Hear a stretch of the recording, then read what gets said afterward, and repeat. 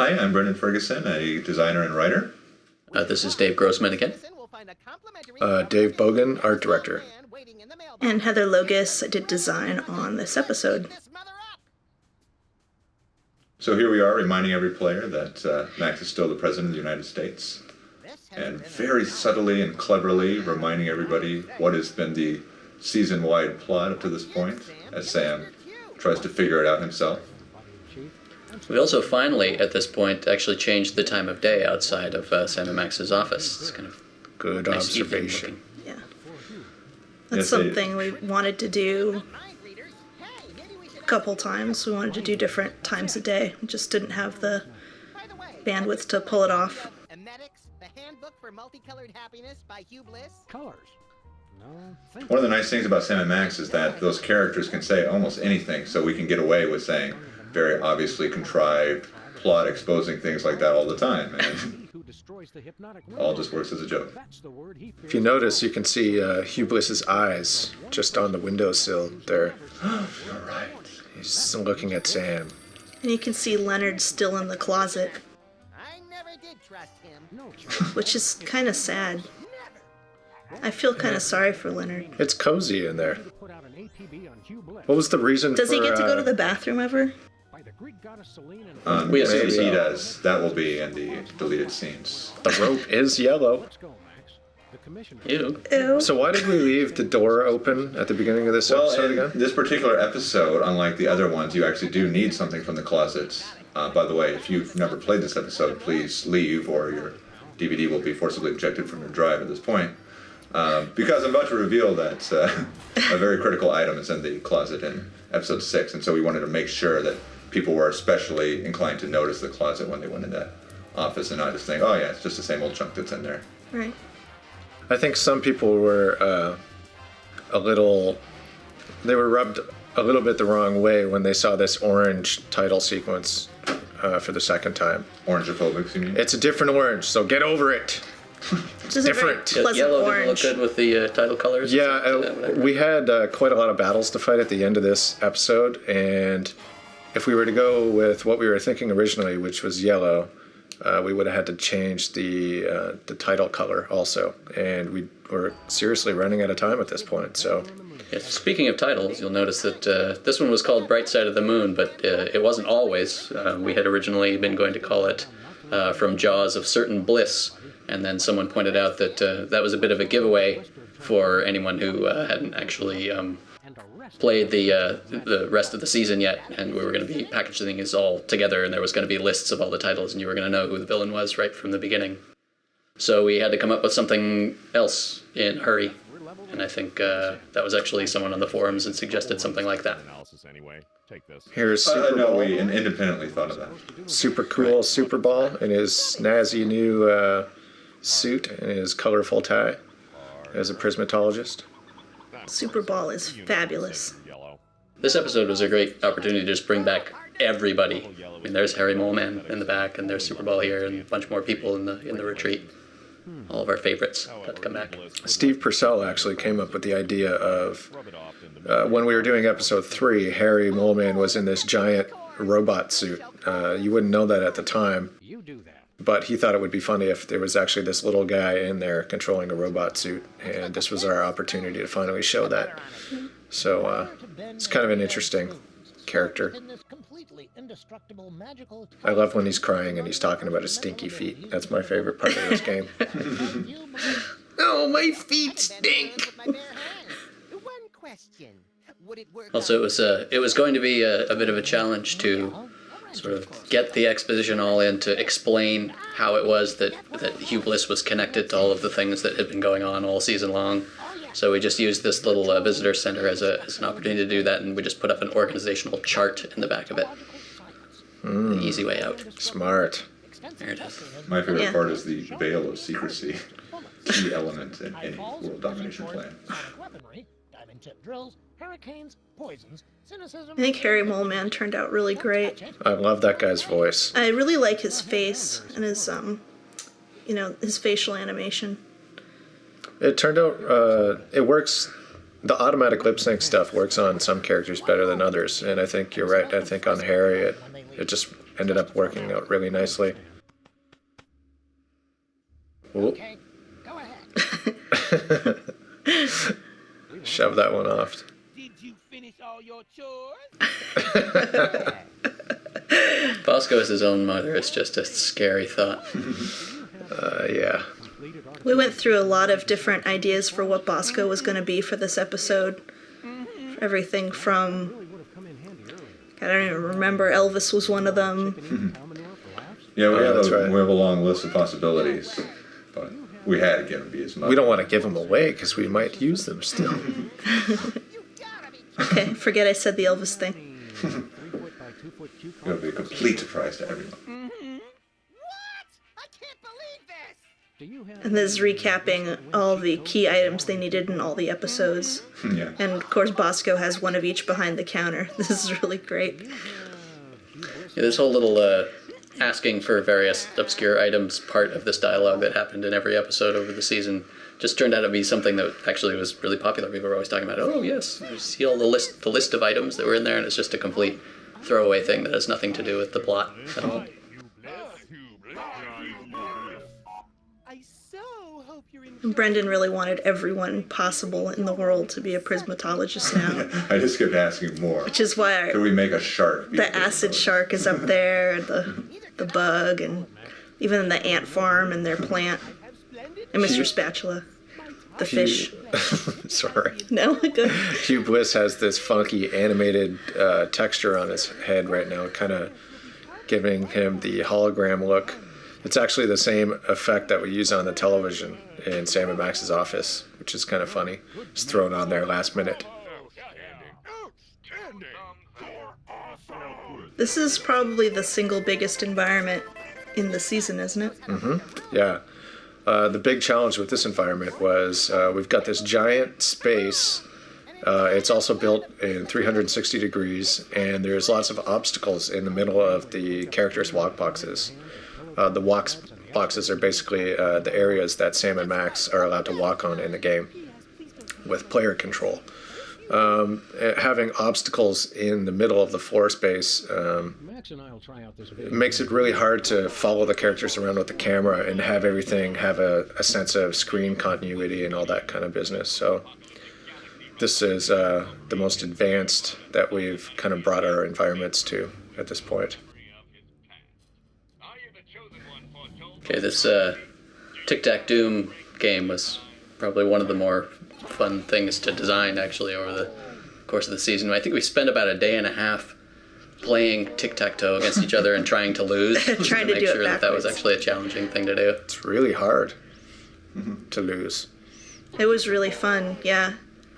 So the idea is, what kind of arcade game could we put on him that would be pretty straightforward and easy to implement? And so tic-tac-toe is like the easiest game that we could think of, and For some then reason, tic-tac-toe did seem to keep coming up. Like we kept trying to work tic-tac-toe in for some reason. we had it in there in different versions and different ways. And not hard enough. I want my money. And it is a fairly interesting thing just to design a game that you are supposed to lose. Right. And we weren't sure it was going to work, so we did, like Dave said, I spend think, a yeah, lot there of was- time yeah. playtesting There that. was a movie I watched, I think it was Children of Heaven, where a boy has to come in second place in order to get something. I was very intrigued by that, so I always want to make something where you specifically had to lose, but finding something where you could theoretically be trying to win, but then only later realize that you were supposed to lose. And it's still fun to lose. Yeah. That had to be key. And I think his voice lines in that Sinistars or Bluster Blaster's voice lines really make that really fun experience.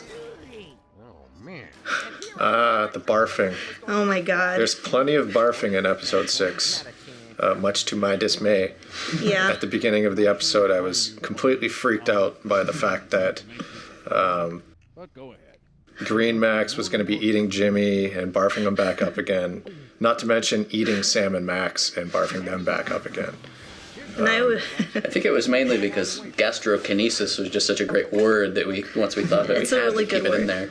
I think it was more to make my life miserable, but Yeah, well, I mean, Well- kind of diplomatically throughout the season, we're always trying to make Dave Bogan happy. But by the last episode, hey, for all I know, I'm out of here after this. it's that constant tug of war between keeping the production going and having all the bells and whistles that you want in the game. And I think you guys won this battle. It was also my first trimester of pregnancy, and I was feeling nauseous all the time. Having constant conversations about barfing everywhere was a little rough. Awesome.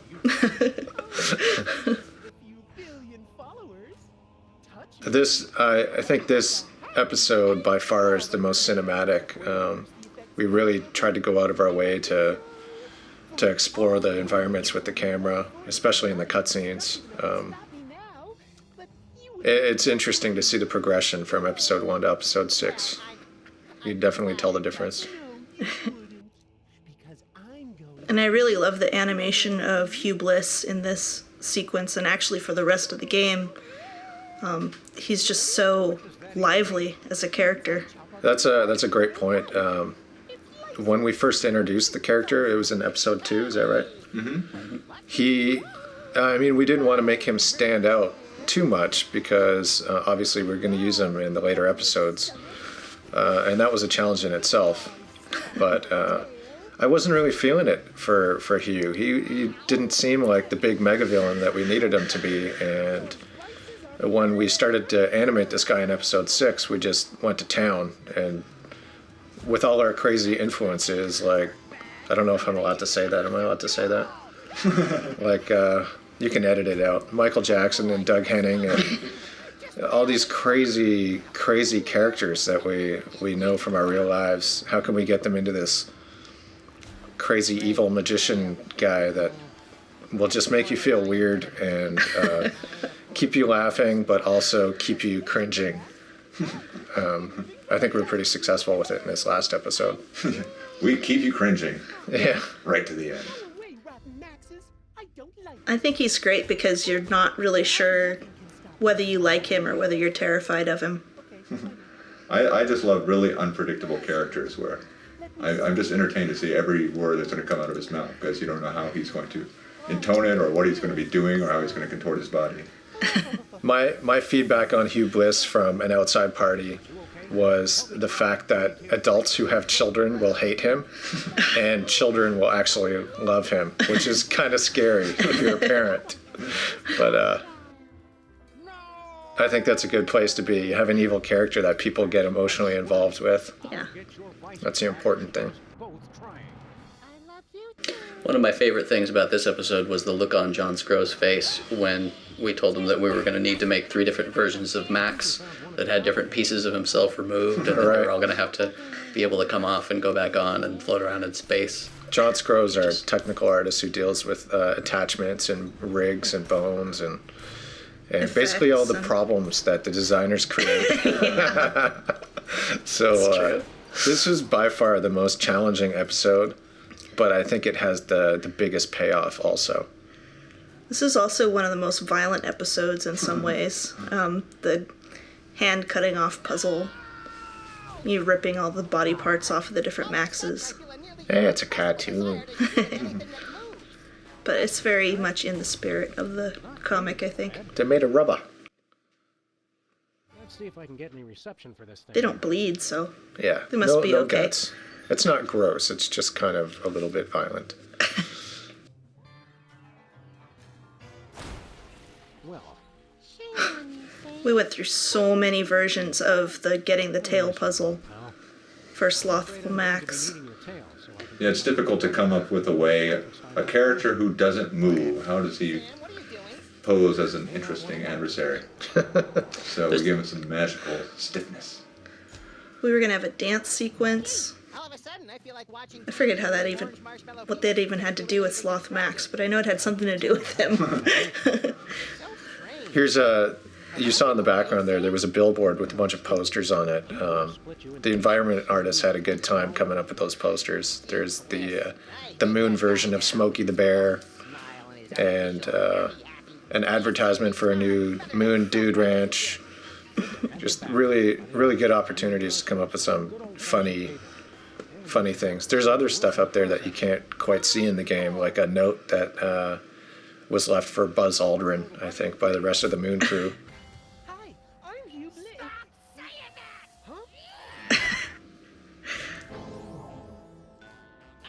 It was one of our great goals for the season to turn everybody on Earth essentially into Max, which we finally got to do right here. I'm too nice.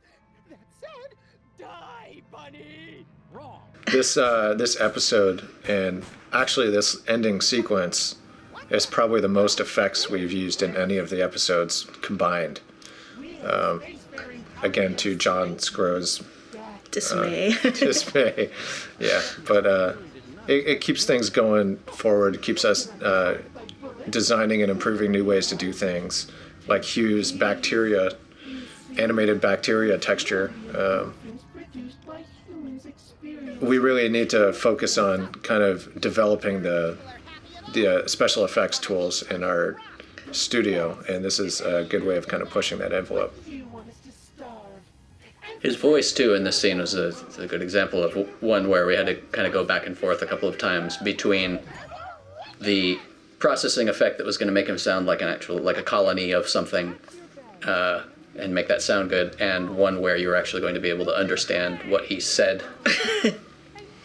Yeah, sometimes the processing can make things inaudible.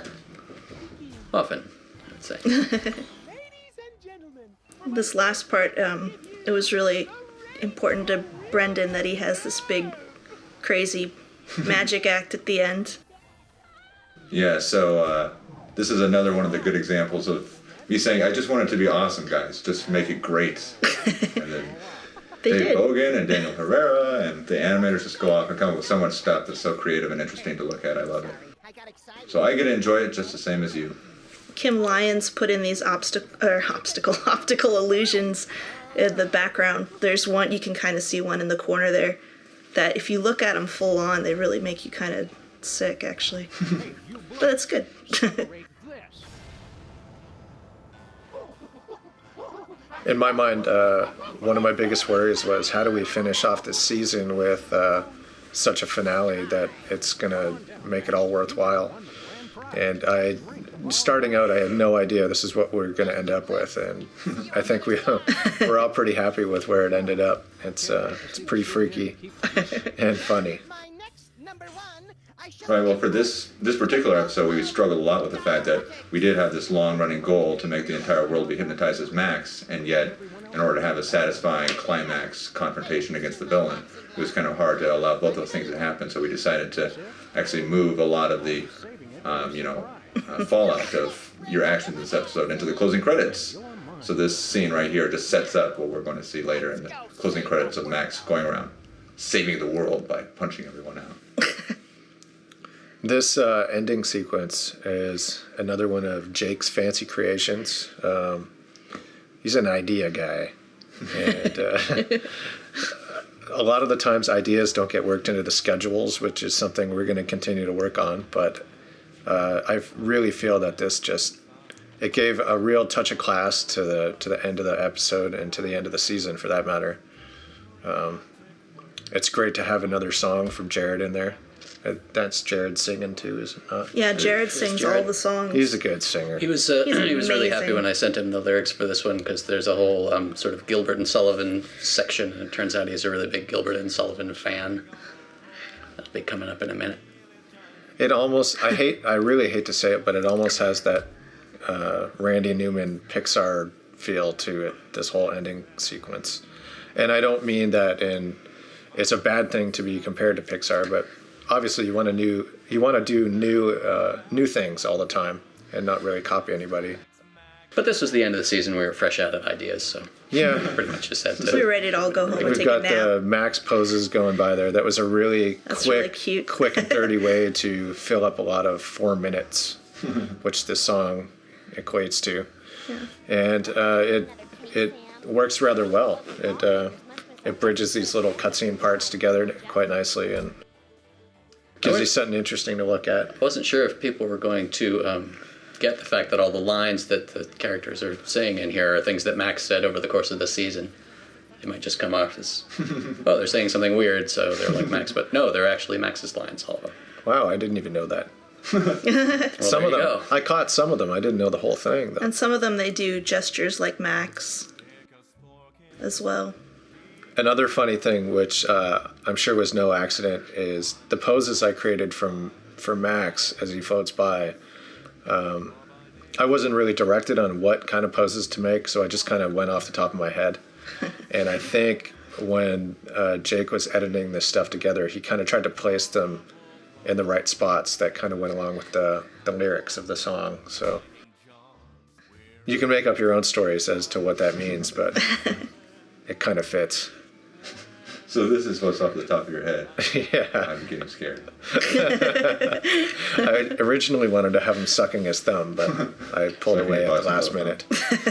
Created with the Telltale tool is my favorite credit, just because it makes it seem like all of those people actually were created with the Telltale tool. That's awesome.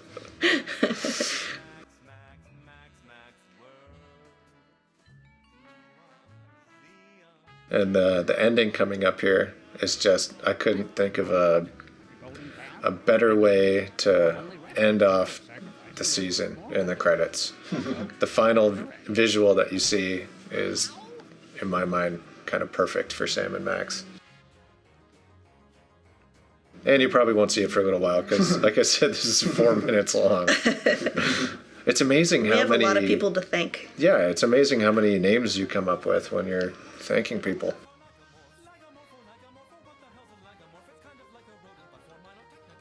I haven't been reading them. Have they been changing a lot? The people that we're specially thanking every time? I've never finished any of our games, so I have no idea. It's pretty amazing. With all the people that we thanked, we managed to leave out a few people. And like I said, the schedule was so condensed at the end. Randy had steam coming out of his ears trying to pull all this stuff together at the very end. And we managed to forget about some of our testers, our play testers, and the people on our website. And a lot of others that were missed, and we're sorry. We're sorry. We're But we very appreciate sorry. it. We love you. Yes. We love you a lot. Bye-bye. Max world. I want a map of the Netherlands on my Netherlands.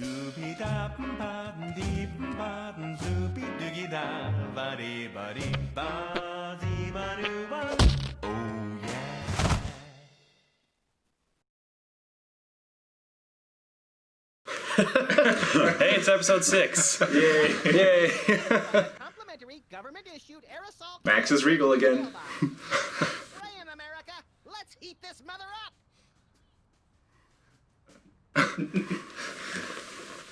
That was a great use of... Has been an announcement by the President of the United States. Sam, you missed It's a red light on the camera. Yeah, Sorry, little buddy in chief. I'm still thinking about our last case. that was Marco. The internet Yep. said it was working Last for minute someone stuff. with Roy G. Biv.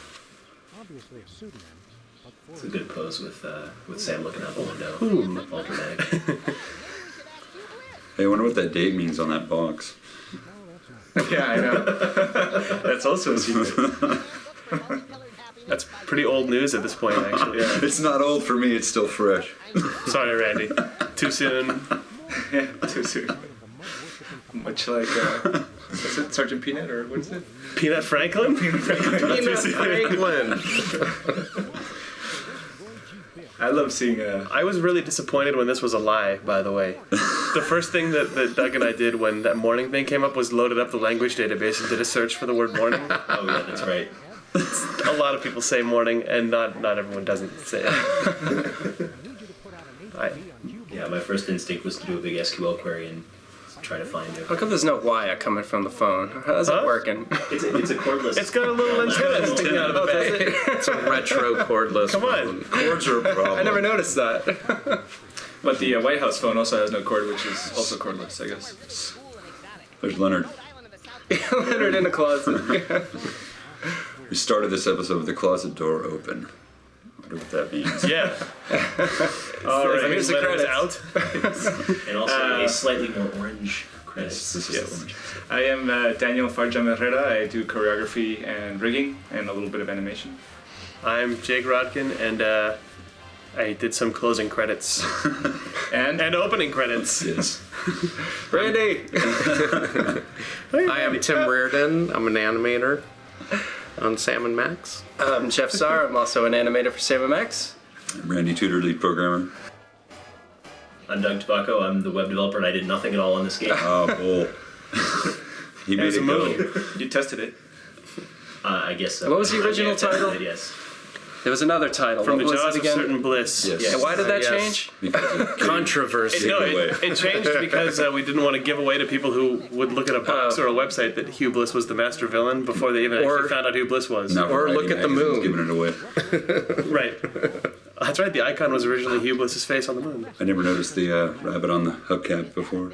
The what? The Max? The rabbit? Oh, really? Yeah, it's the little Max head. It's always been there. Cool. It's the branding. Yeah, their custom rims. That's like been there since the E3 trailer when there was the huge shot of it peeling out. I'm sure you're mistaken, but we'll run the spectrum analysis. Oh, and the white suits were also kind of a Last minute thing. Huh? yeah. Was it Marco and you? It was me. Oh, here's the Horny. rub unicorn. Would you like to rub our unicorn? At least it was animated not rubbing the actual horn, which would have been much worse. Yeah, you even did the rainbow on the earpiece. Yeah. I don't like the way that looks, but that's okay. That's a good touch. There are a ton of. I love how he says rub it often. Right. There are a ton of good unicorn jokes in the game, so everybody tries using that unicorn on everything. There are some terrible ones. There are some terrible ones. Yeah. They're funny. Max took care of it back at the office. mental abilities to be developed and popularized by Hugh Bliss. Where's the peanut butter? Listen to this. He sounds like Brendan in a second. One question. Would it work on wrenches? Yeah, the wrench is close. Interesting. That's Brendan. That's Brendan, 100%. Yeah. Virtually indestructible display case is a triumph. So that was a hit the road reference, correct? Yeah. To wrench bending swearing guy. Showing it to be impervious to bullets, acid, high falls, pressure force, sonic weaponry, diamond tip drills, hurricanes, poisons, cynicism, and liquid night. Don't touch it. I was really hoping that list would end in wrenches when I first started it. Here, Max, hold this. I meant in your hands, but whatever. One moment. I'm supposed to frisk it. Here's one of Tim's favorite endings. Yeah.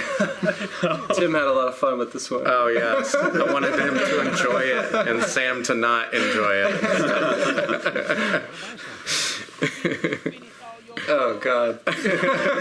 Sassy Bosco. This is my favorite Bosco. I don't know how Yeah, top definitely, Bosco. yeah. I love doing this animation. So sassy.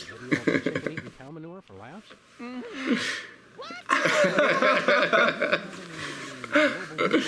Positioning systems? Why is it so disturbing to see? I guess it's the beard. It's the horrible makeup job. Myra earrings. Beard and the enormous. Are those Myra's earrings? Well, they're green circles. Yeah, they look like it. Do you have Hugh Bliss tied up back there? Hey, it was on a roll.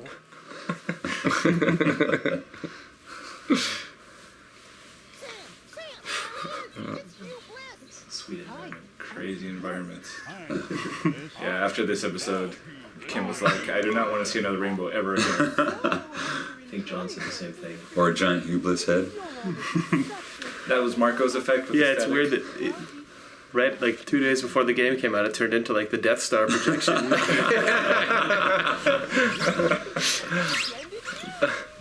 This room was the most difficult we've ever had to do as far as cameras.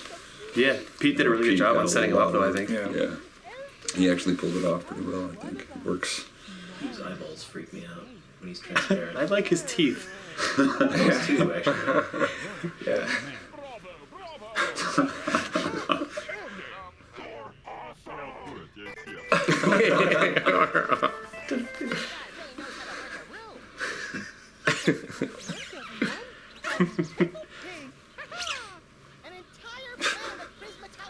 I just think it's funny that his mustache and his beard do not have the green Death Star effect on it.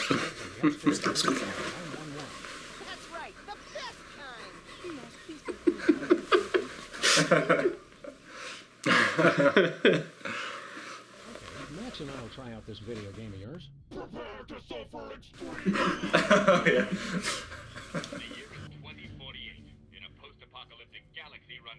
Ready? You want to talk about Tic Tac Doom? Yeah. It would have been easy to make a regular tic-tac-toe game with an intelligent AI, but to make it stupid was actually a lot more difficult. And it's a lot harder to actually, do what you're supposed to do. Yeah. It's harder to lose.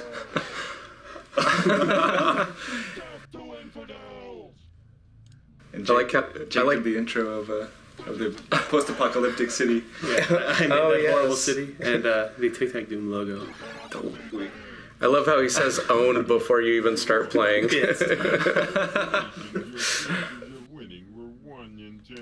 Is that Stephen Hawking? Actually, all of the cops are Jared. Oh, wasn't Stephen Hawking? No. Get him. But, I mean, it's Jared doing his impression of He was Stephen a little too expensive to get. Oh. What was that in reference to? I love that animation on Max. Yeah, that's a great one. Was that? Did she actually say yes? I love his facial stuff in this one. Abraham Lincoln, so good. It's one of the several vomiting animations in this episode. There is actually a nauseous mode for him. It happens. Huh? Doesn't it? Yeah. From now on, we can make him nauseous whenever we want. We'll do that a lot. And I can't. We do that in our spare time. Whose head is that? I think it's it started out being what are the guys from Bone? Tom or It wasn't John Oakes. John I Oakes? think it was John Oakes, and mine changed it around a little bit. There it was. Let the barfing begin. This is Marco's intro with Tim's mid-intro. Yeah, this is the ultimate cutscene. Yeah, this was a long one. Yeah. People of Earth. This is evidence that that there should have been a little more time between production and design. Or design and production, I mean. I think that was a poof for John. Oh, yes. Yeah. Oh, poof. Poof. Oh, John Scrow couldn't be here, and he asked us to say poof whenever there was a poof effect. So get ready for that. Yeah. So Get ready to hear a lot of that. Get ready to hear a lot of poofs. Touch me, and you'll have quite a happy, angry mob on your hands. Not if we reverse the effects of the hypno beam. Yeah, during this animating this scene. Oh no, you didn't. Dave's big comment was, "Get him to float, float, float. I want him to float." He's floating. He was very concerned about the floating. Going to drum roll, please. He just hears it in his head. There's a little one in there, There actually. it is, yeah. Pop off every part of you I don't like. It's like circumcision, but double the number.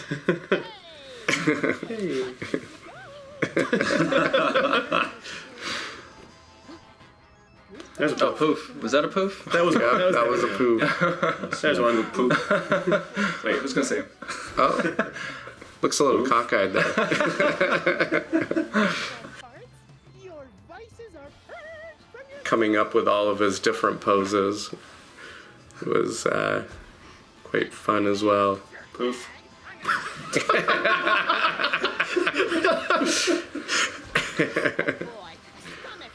That was a green poof. There's a poof. Yes.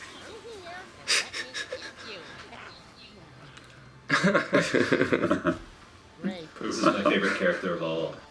I just want to lie in front of a TV till I die in a pool of my own slobber. Yeah, if they make a Max toy and then make a second series, it would probably be the Blue Max. You pulling this tail. And then that would be the third one, is the no stomach tail. I love how he has a core. But you can attach the parts to it, That's a triple though. poop. You can actually take the hand off and the stomach. Yeah, it's good that he has the weird, like, the classic cartoon, like, ham bone sliced. Right. Surprisingly, this is not the most disturbing that Hugh could get. No, those lines were cut. Unfortunately. Erotic Hugh. Oh, you know what? I don't have Hugh with his feet upside down in this video. I'm sorry about that. Hey, Hugh's upside down in this game. It's like the best thing. Kill us both trying. I love you too. Pointing with a stub. I think we found one of your doppelgangers, little pal. We're all Really happy to see that Red Max can jump around the environment firing his gun in the air. Yeah, and Randy was happy about that too. That was fun. Riding the roller coaster. This was. Oh yeah, this is a Jeff roller coaster ride. This was pretty fun doing.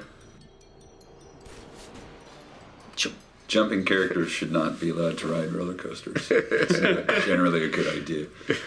It might be the best idea, actually. There's the joke. I was a little too upset. Yeah. Wait for it. No. And that's why you don't stand up on the roller coaster, kids. irrepressible desire to shoot at anything that moves. That's the spirit. Not me. Let's see if I can get any reception for this thing here. Bosco Tech.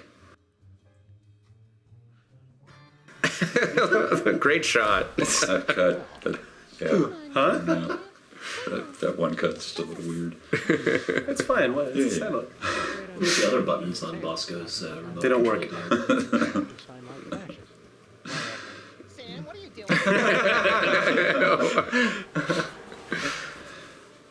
Would be the wrongest of all of those. Two poofs. Poof. Like watching TV and eating orange marshmallow peanuts. That needs to make a blood gesture. Yes, it badly. does. I think it has, hasn't it? Or max behavior. What's that? Hey, Max. Hey, Max behavior. Oh, yeah. In a manner of speaking, Hugh Bliss split you into pieces, so you've kind of been all over the place. Hugh Bliss. I hate that guy now with his phony smile and his artificial. Only I think that's funny, apparently. Self-righteous jerk. Good to have you back, little buddy. Time to get ourselves some good old-fashioned payback, and incidentally save the world in the process. What are we waiting for? Hurry, little buddy, get him!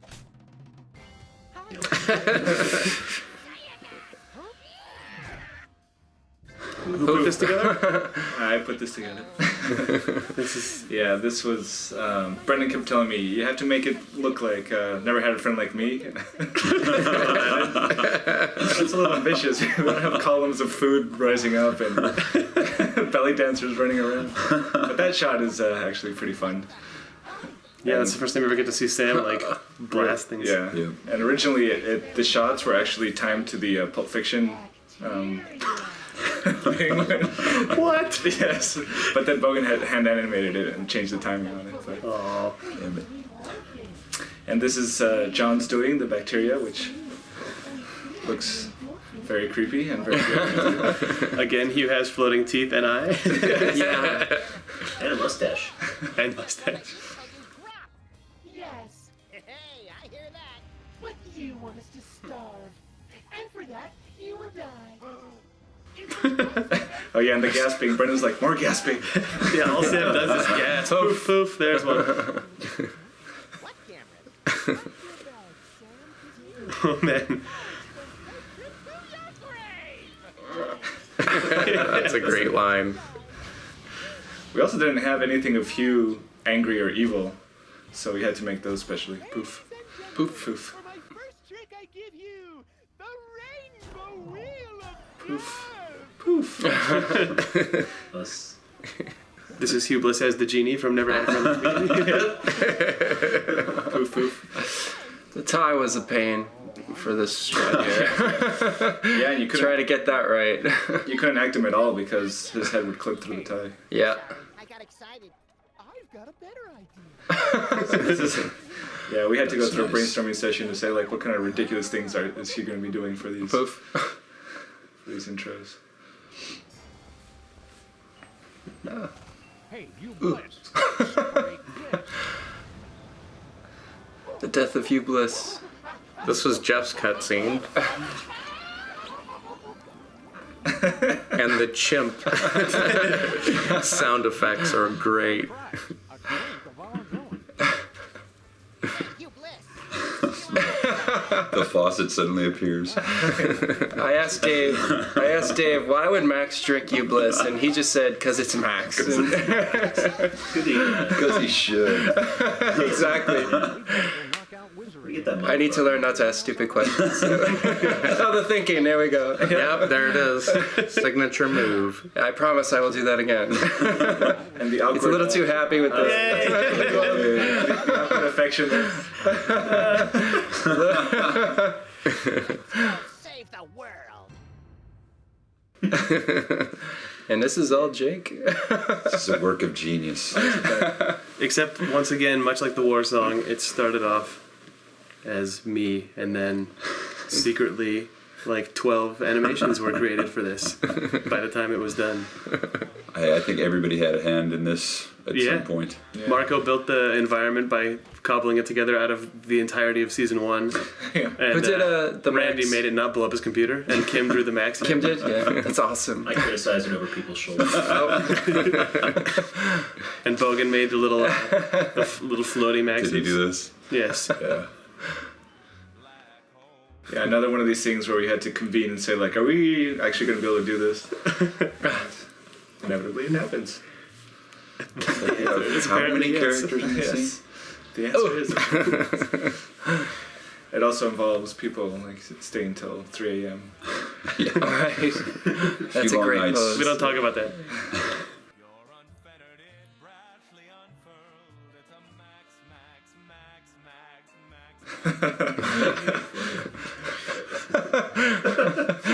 The David Lee Roth shot in the air. They have a lot in common. Sybil picking her teeth. The point. Yes, there it is.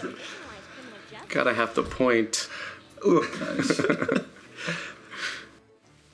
This is when Jake goes insane.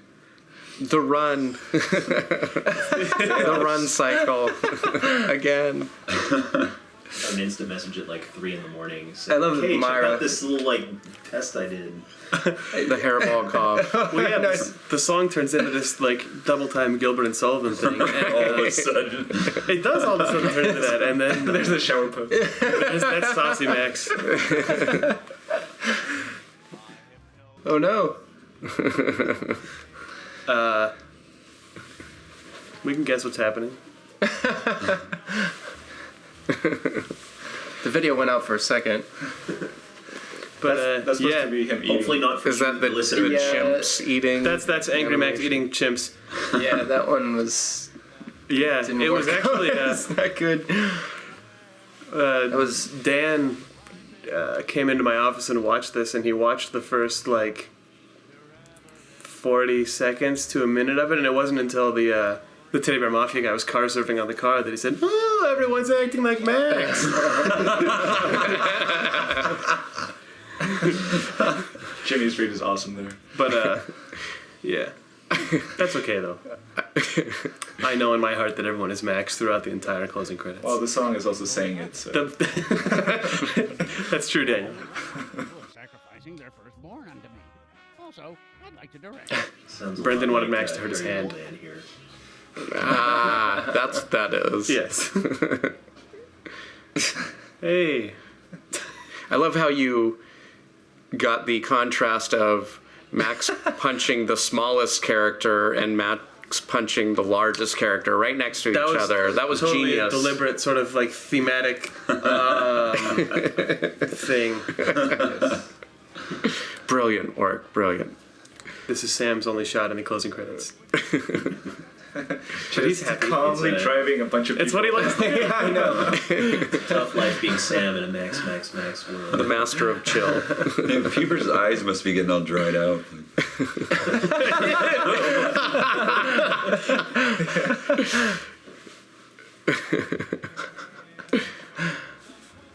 Hey, there's Pet Brendan. And maxforpresident.org, everyone should visit that site. Yes. Yeah. The best Went thing on the internet. online, apparently. Hey! More running animation.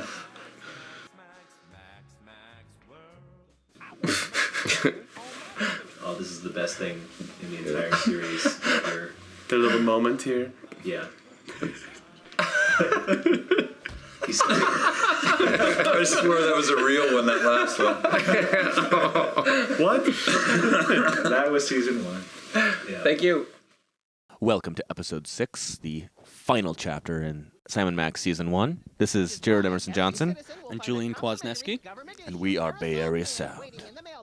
Everything you hear in each of these episodes, any sound, It's because we put it there. This has been an announcement from the president of the I United really States. love his Sam imitation. Sam, you missed your cue. What? And this sort of smoky, fun sax Yeah. sax thing, I really wanted the kind of noir feel of the beginning of this episode. It's dusk, and it's just a little bit grittier than anything, I think, than anything else in the season so far. And I love that stuff, and any moment that there was in the season that could possibly call out for more of that noir kind of smoky New York saxophone sound. I wanted to get it in there because it's just such a great sound, and I think it fits really well with certain parts of the Sam and Max universe. So this Roy G. Biv is the one person we've met who's never said the word morning. That means it's the commissioner. and now we're into our favorite Sam and Max theme for the last time in the episode. This sort of chilled out Sam and Max hanging out music. There's another one. There's an unending supply. Somehow you can see Leonard up in the closet there. Nice Dutch tilt. Oh boy, I bet it's somewhere really cool and exotic, like a remote island in the South Pacific or Des Moines. Even farther, pal. We're going. You can see just a little bit of Hugh Bliss's soul patch there on the moon. And that's the second cold opening that appears in the season. Episodes 4 and 6 both kind of called out for them, and it gives it a different flavor. I'm glad they set that precedent, that is something that they can do when the story calls for it, because it certainly works, especially in these episodes, just to start it with that kind of quiet, brooding scene, and then give us the credit sequence and launch us into the story.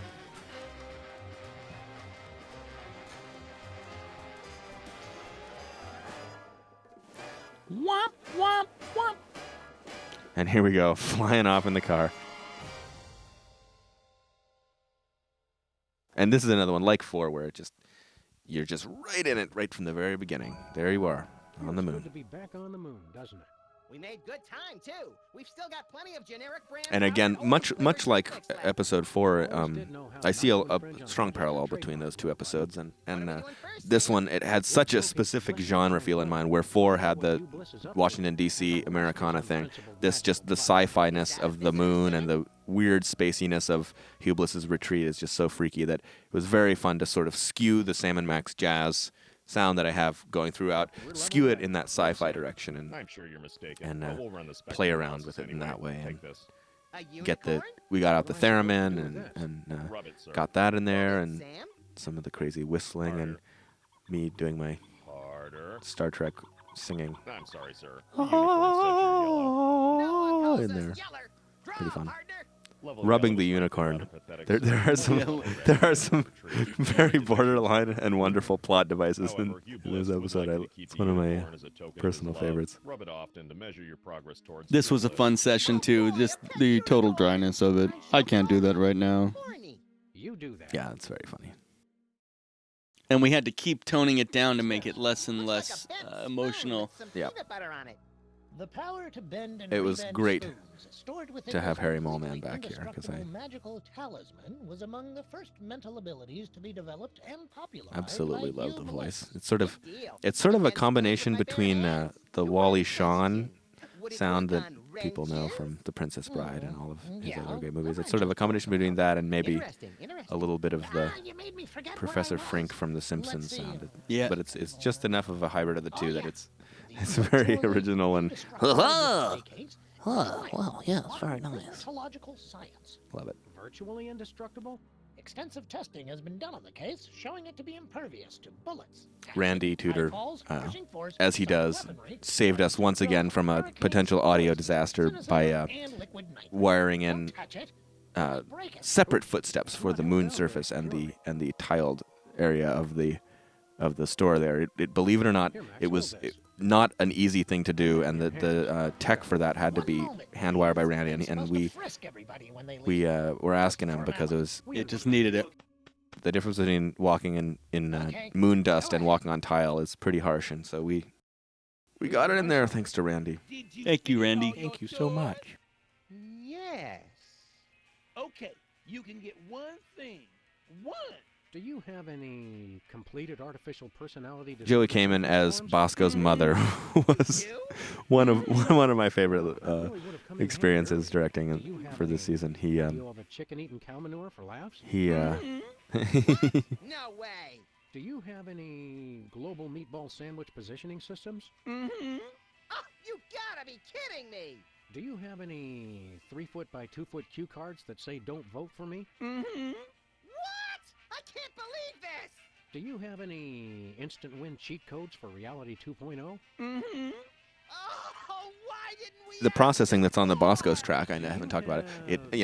I wanted to make it sound like it was coming over a loudspeaker and just have that kind of cheesy convenience store music sound to it. But it's a fun piece of music, and we'll actually be including an unprocessed full version of it in the soundtrack. So you'll be able to enjoy that in all its glory.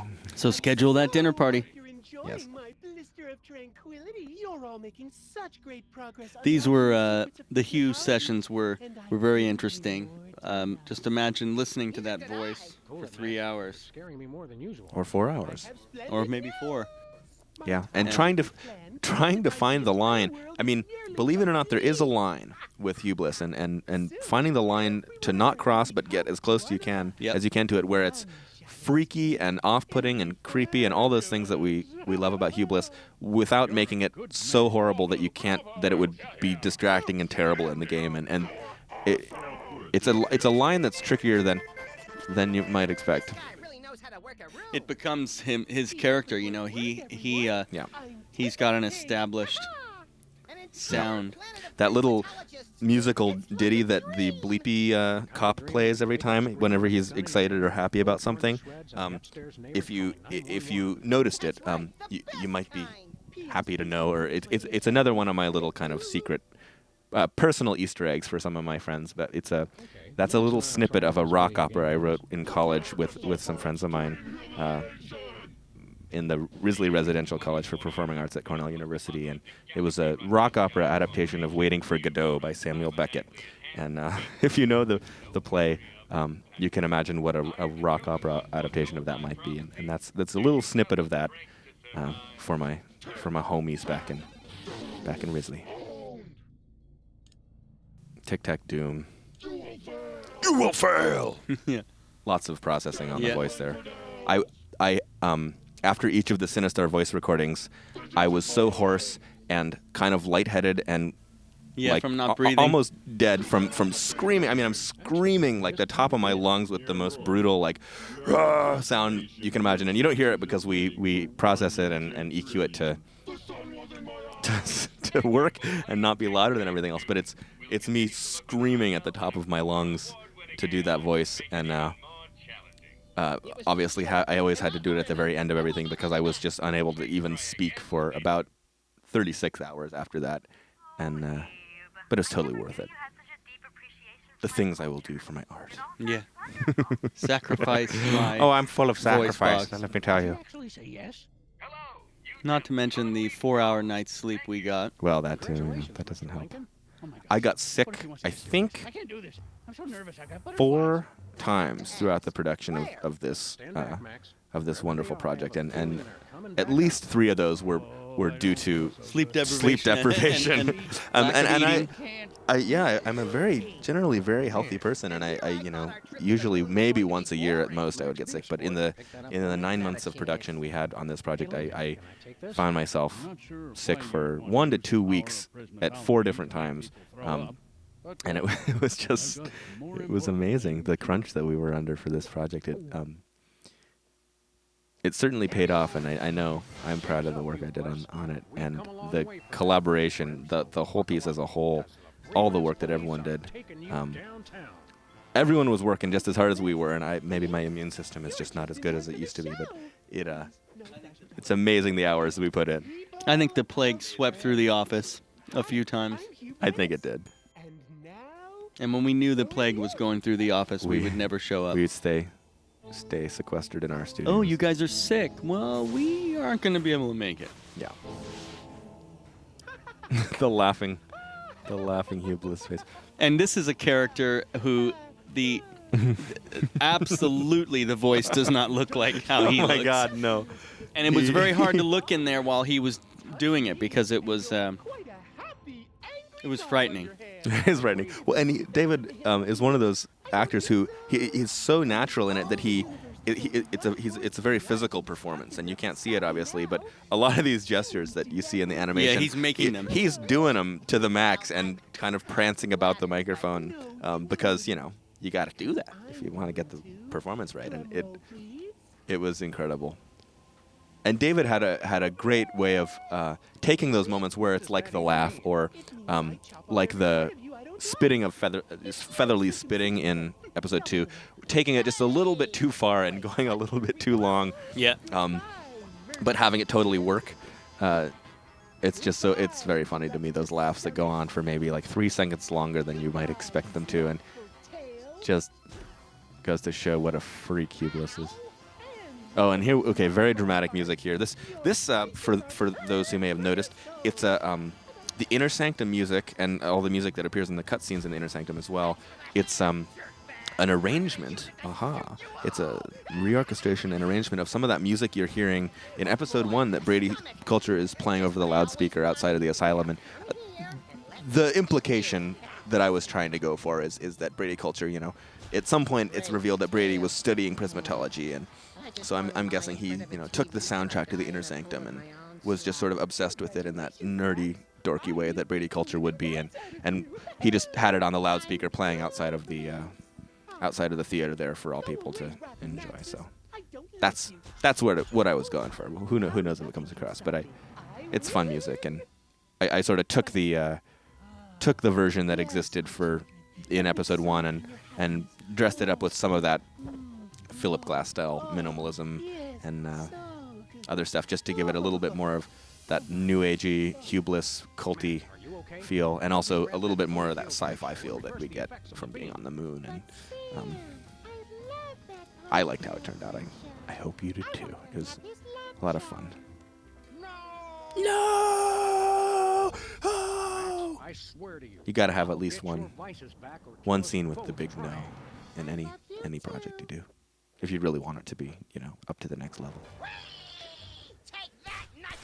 The music in the retreat, I just wanted it to be the most freaky, creepy, weird, kind of off-putting sounding stuff you can do. And if you listen, part of the music is built into the music. There are like laughing babies reversing and highly processed, but sort of sampled some of that in there to give it that creepy Hublis feel. He would want the babies to be there, but it ends up sounding kind of frightening. It's just incredible visuals, though. It's exactly what you would picture. I love it. The way this track, the background music for this turned out to me, it reminds me of the Chicago O'Hare Airport, for anyone who's ever flown through and gone through that little tunnel between the B and C terminals. Ah, yes. That little walkway with all the lights and the weird new agey version of the Gershwin. All those different mallet instruments. Well, shame on you, Sam. Someone could have been hurt. I miss you, little pal. I'm afraid I'm going to be needing your tail so I can put my little buddy back together in a Frankenstein-like fashion. Whatever. Sam, what are you doing? You may not want to watch this. Up. There we go. There were a lot of poofing and disappearing and transporting and sound effects of that kind in this episode. I had to make a huge basket of effects for that, and I made about 15 or 20 of them and used them in different combinations for all the different things, especially, as we'll see in the final sequence with the magic show. Someone's disappearing or reappearing or all the time, transporting all over the place, and it was just like, oh my God, scoring it was a lot of fun, and to make it so that we didn't have to have 800 effects taking up all this space. but still have it feel fresh and not be duplicating data. I took sort of those 20 effects that I did make and used different combinations of them to have each poof is different from every other poof in the whole game. Oh, you little idiot. You ruined my hypno beam. I should have killed you earlier, but... And this is the beginning of really seeing that truly dark, frightening side of Hubris. It's like you realize, oh no. Die, bunny! He's not just scary, he's actually really scary. We are a spacefaring colony of sentient bacteria. And the trumpet playing that Mike Whitwell did for this, it's about, I think, 4 or 5 different trumpet parts in the orchestration, and he played each one of them on top of each other, in multi-track, and that articulation that you hear in a lot of Philip Glass, which is the music I was recalling in his scores to things like Koyaanisqatsi and a lot of other films of that sort. It's very very difficult articulation to nail, and he rocked it on the first takes.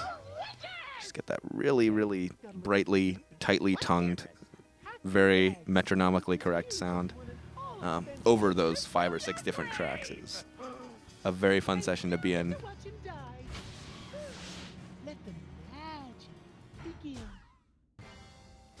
And here's that magic show, the beginning of the 10,000 poofs. Death. Here they are. The little cheering of that kind, that was totally David Boyle's addition. The line is just the Rainbow Wheel of Death, period. And he added in the audience cheering sounds, and then I encouraged him to do it even more, and it became a weird, freaky thing. And he just seems like a little bit borderline. We had Brendan Ferguson in the studio with us at all times too, so he would provide certain contextual data, and we'd also, he really helped. He knows exactly the way he wants these things to sound every time. To the point of him even reading it at times for people who weren't catching on. But similarly, when an actor came up with an alt read or something that might be funny, he had the authority to make those changes. So it was great how a lot of the performances drove the action in the actual game. Yeah. And with my next number 1, He just tosses the mug. to the cult of diuretics. Which reminds me, we've got to go knock out Whizzer again.